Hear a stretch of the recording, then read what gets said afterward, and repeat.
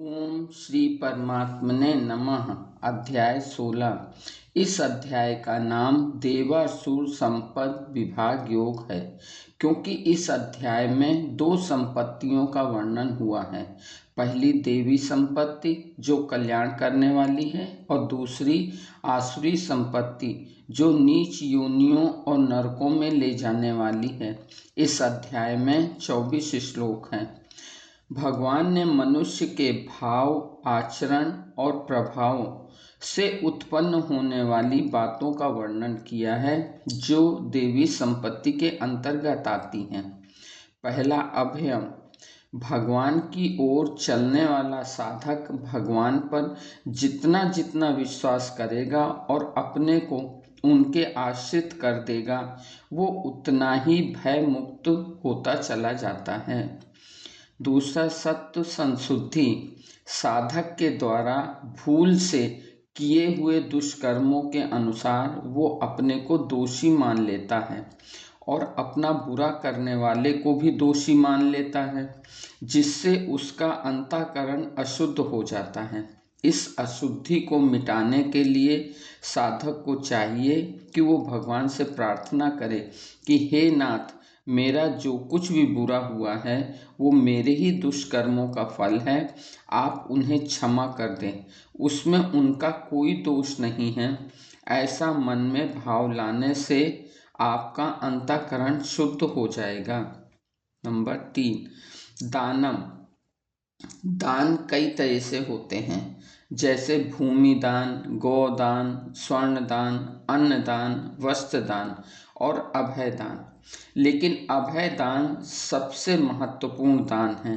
संसार की आफत से, विघ्नों से, परिस्थितियों से भयभीत हुए को भय रहित करना, आश्वासन देना, उसकी सहायता करना और संसार में फंसे हुए व्यक्तियों को जन्म मरण से रहित करने के लिए भगवान की कथा आदि सुनाना, गीता, रामायण, भागवत आदि ग्रंथों को एवं उनके भावों को सरल भाषा में छपवाकर सस्ते दामों में लोगों को देना अथवा समझाना, जिससे उसका कल्याण हो जाए, ऐसे दान से भगवान बहुत प्रसन्न होते हैं।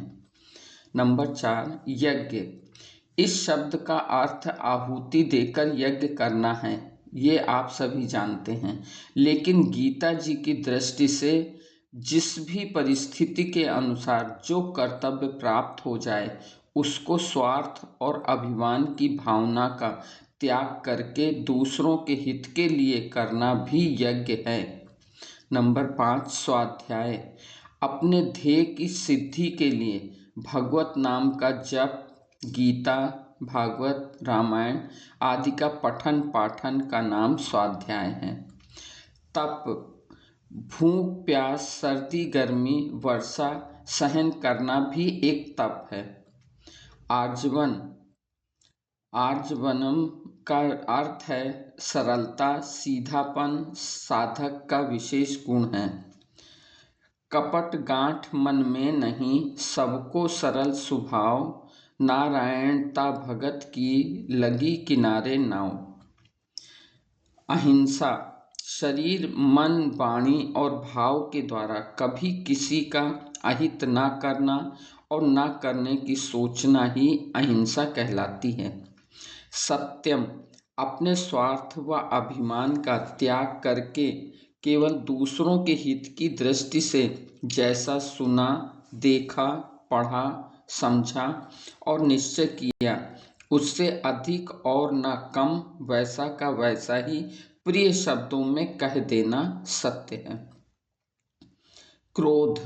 जैसे डॉक्टर किसी घायल अंग को काटता है तो रोगी उस पर क्रोध नहीं करता, बल्कि उसे अच्छा मानता है कि ये हमें स्वस्थ करने के लिए ऐसा कर रहे हैं। उसी प्रकार साधक को कोई उसका अहित करने के लिए दुख देता है तो साधक में ये भाव आने चाहिए कि वो मेरे को शुद्ध व निर्मल बनाने के लिए ऐसा कर रहा है, उस पर क्रोध नहीं करना चाहिए। दया। दया का अर्थ है कि दूसरों को दुखी देखकर दुख दूर करने की भावना को दया कहते हैं। लेकिन भगवान की, संत महात्माओं की, साधकों की और साधारण मनुष्यों की दया अलग अलग होती है। अब बात करते हैं अपन भगवान की दया। तो भगवान की दया सभी को शुद्ध करने की होती है। संत महात्माओं की दया, तत्व में न दुख है और न सुख है, इसलिए संत महात्मा ना तो दूसरों के दुख से दुखी होते हैं और ना अपने दुख से दुखी होते हैं, बल्कि उनके द्वारा दूसरों के दुख दूर करने की चेष्टा की जाती है। साधकों की दया, दूसरों का दुख देखकर उनका हृदय द्रवित हो जाता है, क्योंकि वो अपनी तरह से ही दूसरों का दुख समझते हैं। इसलिए उसका भाव ये होता है कि सब सुखी कैसे हों, सबका भला कैसे हो, सबका उद्धार कैसे हो, इस प्रकार की दया का प्रयत्न करता है। साधारण मनुष्यों की दया, साधारण मनुष्यों की दया में थोड़ी मलिनता होती है। वो किसी जीव के हित की चेष्टा करता है तो ये सोचता है कि मैं कितना दयालु हूँ, मैंने इसे सुख पहुँचाया, मैं तो कितना अच्छा हूँ, हर आदमी मेरे जैसा नहीं होता। भगवान ने कृपा करके हमें मानव शरीर दिया है, तो उसकी सफलता के लिए अपने भावों का, विचारों का और अपने आचरण का विशेष ध्यान रखना चाहिए, क्योंकि शरीर का कुछ पता नहीं कब विदा होने का समय आ जाए। अब आगे भगवान आसुरी संपदा का विस्तार से वर्णन करते हैं।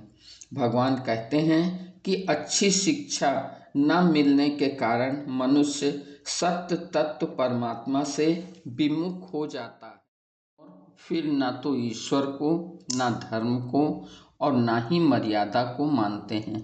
उनकी दृष्टि कमाओ, खाओ, पियो और मौज करो को ही देखती है। भविष्य में क्या होगा, परलोक में क्या होगा, ये बात उनकी समझ में नहीं आती। वे सिर्फ चोर, डाकू व राजकीय अधिकारियों से डरते हैं। ईश्वर से, परमात्मा से, मर्यादा से उन्हें डर नहीं लगता। इसलिए दूसरों की हत्या का जघन्य पाप भी वे बड़े आसानी से कर जाते हैं। आसुरी प्रवृत्ति वाले लोग कभी पूरी न होने वाली कामनाओं का आश्रय लेते हैं। कामनाओं के वशीभूत लोग परमात्मा को, परलोक को व प्रारब्ध को भी नहीं मानते हैं। मेरा कल्याण कैसे होगा, मेरा उद्धार कैसे होगा, इस प्रकार की चिंता पारमार्थिक है। तो इस प्रकार की चिंता करने वाले श्रेष्ठ मनुष्य होते हैं। लेकिन आसुरी संपदा वालों को सांसारिक चिंता होती है, जैसे हम कैसे जिएंगे, अपना जीवन निर्वाह कैसे होगा, हमारा मान, आदर, प्रतिष्ठा, इज्जत, प्रसिद्धि, नाम कैसे हमारे बने रहेंगे, मरने के बाद बाल बच्चों की क्या दशा होगी, धन संपत्ति, जमीन जायदाद का क्या होगा, धन के बिना हमारा काम कैसे चलेगा। इस प्रकार की बातें सोचकर चिंता करता रहता है। आसुरी प्रवृत्ति वाले मनुष्य लोभ के पारायण होकर मनोरथ करते रहते हैं कि हमने अपने उद्योग से, बुद्धिमानी से, चतुराई से, होशियारी से, चालाकी से इतनी वस्तुएं आज प्राप्त कर ली हैं, इतनी और प्राप्त कर लें। ऐसा करते करते उनको ये भी याद नहीं रहता कि हम बूढ़े हो जाएंगे तो इस सामग्री का क्या होगा, मरते समय अपने क्या काम आएगी, अंत में इस संपत्ति का मालिक कौन बनेगा। आसुरी प्रवृत्ति के मनुष्य जो कुछ काम करेंगे वो सब अहंकार, हठ, घमंड, काम, क्रोध के वशीभूत होकर करेंगे। आसुरी प्रवृत्ति के लोगों का ये मानना है कि जो व्यक्ति हठ, अहंकार आदि का सहारा नहीं लेंगे तो वो बुरी तरीके से इस संसार के द्वारा कुचले जाएंगे। आज सीधे साधे व्यक्तियों को कौन पूछता है, अहंकार आदि होने पर ही अपना मान होगा, सत्कार होगा, लोगों में नाम होगा और दूसरे लोगों पर दबाव बना रहेगा। हम अपना आधिपत्य तभी जमा सकेंगे।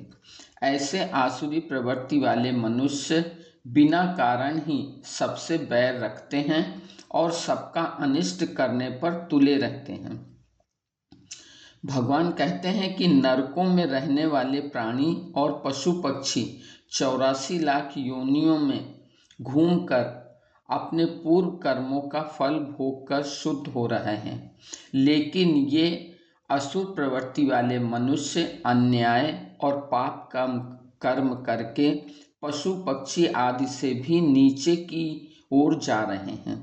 स्वामी जी कहते हैं कि नरकों का वास बहुत अच्छा है, पर प्रभु दुष्टों का संग कभी भी ना दे, क्योंकि नरकों में वास से पाप नष्ट होकर शुद्धि आती है, पर दुष्टों के संग से अशुद्धि आती है, पाप बनते हैं, जो 84 लाख योनियां भोगने पर भी समाप्त नहीं होते हैं। आसुरी योनिमापन्ना मूढ़ा जन्मनि जन्मनि मां प्राप्ये कौन्तेय ततो यान्तः धर्मागतिम्। इस श्लोक में भगवान बहुत दुख के साथ कहते हैं कि जीवों पर अत्यंत कृपा करके मनुष्य शरीर देकर इन्हें अपना उद्धार स्वयं करने का मौका दिया और विश्वास किया कि ये अपना उद्धार स्वयं कर लेंगे, लेकिन ये नराधम इतने मूढ़ और विश्वासघाती निकले कि जिस शरीर से मेरी प्राप्ति करनी थी उससे मेरी प्राप्ति न करके उल्टे अधोगति में चले जाते हैं। मनुष्य की इस दुर्गति को देखकर परम दयालु प्रभु भी बहुत दुखी होते हैं। अध्याय के अंत में भगवान कहते हैं कि आसुरी स्वभाव भी शास्त्र के अनुसार आचरण करने से ही मिटेगा, लेकिन यहाँ पर प्रश्न ये आता है कि जो शास्त्र पढ़ नहीं सकते उन्हें कर्तव्य का ज्ञान कैसे होगा। तो स्वामी जी बताते हैं कि उनका उद्देश्य अपने कल्याण का हो, उन्हें स्वतः कर्तव्य का ज्ञान हो जाएगा, क्योंकि आवश्यकता ही आविष्कार की जननी है। राधे राधे।